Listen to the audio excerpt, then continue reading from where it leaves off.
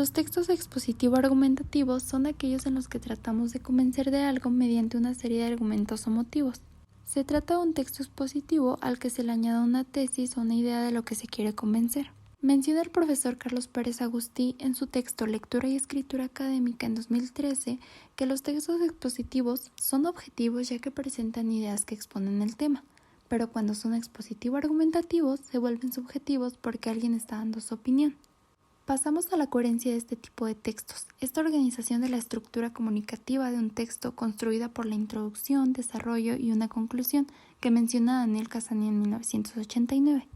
Esta organización se crea a través de párrafos bien formulados, ya que como dice Teresa Serafini en su libro Cómo se escribe en 1994, los párrafos desempeñan en un texto la misma función que los pilares en una casa, es decir, constituyen la estructura de la construcción. En la introducción se presenta la tesis a desarrollar. Es importante que ésta se formule de manera clara, ya que es el núcleo en torno al cual gira la argumentación. También aquí se capta la atención del lector, esto con un tono sugerente para despertar interés o curiosidad.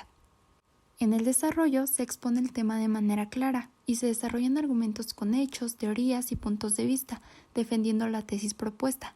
Todo esto puede ser de manera subjetiva, pero siempre sosteniendo dicha tesis con los fundamentos adecuados. Para finalizar, en la conclusión se sintetiza toda la información expuesta previamente y recoge un razonamiento lógico derivado de la argumentación precedente. Aquí se muestra el cumplimiento total de la tesis. Recordemos que un buen inicio es fundamental, pero en este caso un buen final lo es aún más. A continuación les hablaré sobre la importancia de los mecanismos de cohesión y coherencia. La cohesión es una propiedad fundamental del texto que le proporciona sentido al conjunto de enunciados. Es decir, la cohesión de un texto dependerá de la distribución y el orden de los elementos que componen una oración. Estos pueden ser palabras que funcionan como conectores, por ejemplo, así como, del mismo modo, puesto que, o signos de puntuación como la coma o el punto y coma. La coherencia es un recurso lingüístico formal que tiene la finalidad de organizar el texto de manera tal que las ideas presenten conexión entre sí para entregar un mensaje comprensible.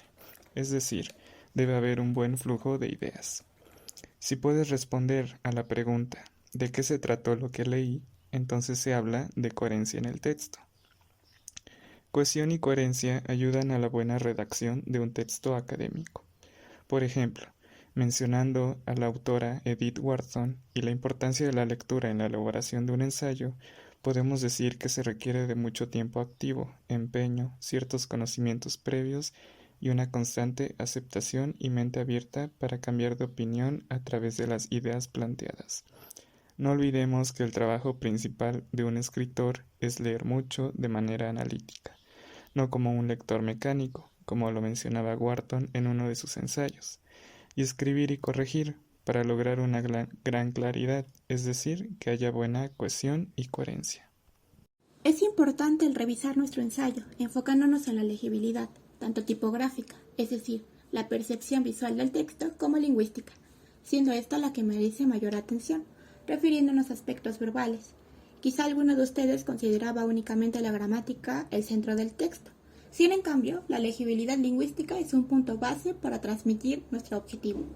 En primer lugar, es necesario introducir a nuestro ensayo un lenguaje llano, usando un registro y vocabulario apropiado al lector y al documento, evitando frases complicadas y palabras que dificulten la comprensión, además de muletillas, clichés y comodines, que terminan ensuciando la prosa, optando por palabras concretas, cortas y sencillas. La estructura de las ideas suele ser tan importante como desconocida.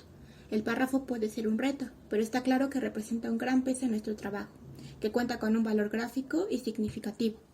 Su función principal es el marcar los diversos puntos que consta un tema, asumiendo funciones específicas dentro del texto, pero su extensión es diversa, variando según el tipo de texto.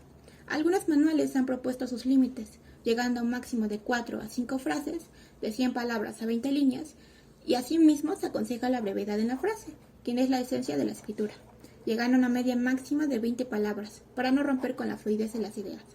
Por otro lado, es importante no cometer estos errores: el desequilibrio sin orden estructurado, el romper con la unidad significativa, el no utilizar puntos y seguidos y crear párrafos excesivamente largos.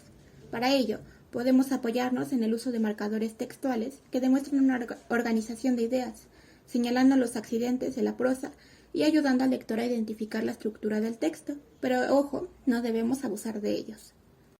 Y ahora que has llegado hasta aquí, es tu turno para elaborar tu ensayo crítico expositivo.